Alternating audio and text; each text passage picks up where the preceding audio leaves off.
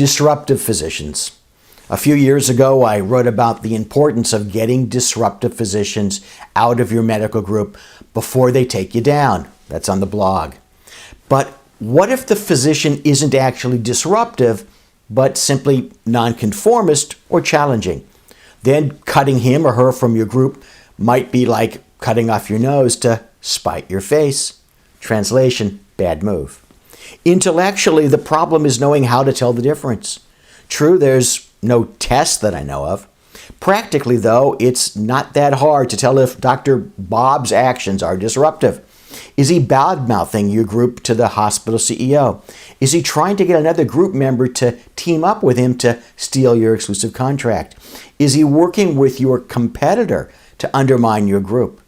Is he screaming at nurses with bonus points for doing this in front of patients? Unfortunately, those are all real-world examples of disruptive behavior.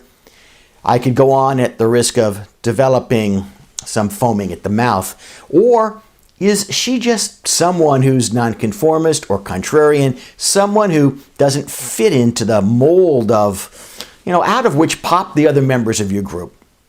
The nonconformist is not trying to take your group down. She's not conspiring against your leadership or the group's future. Instead, she's questioning, even acting out a challenge to how things are done.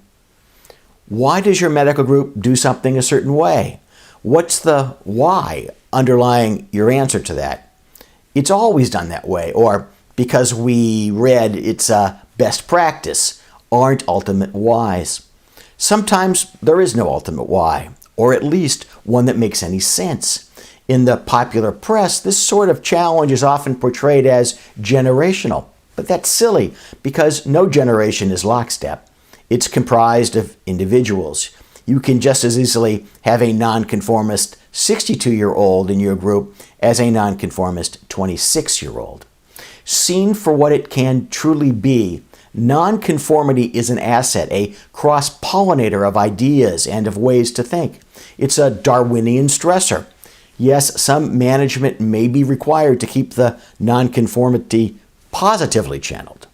It's still essential that disruptive physicians must be removed from a group, removed quickly. But as a medical group leader, don't judge immediately.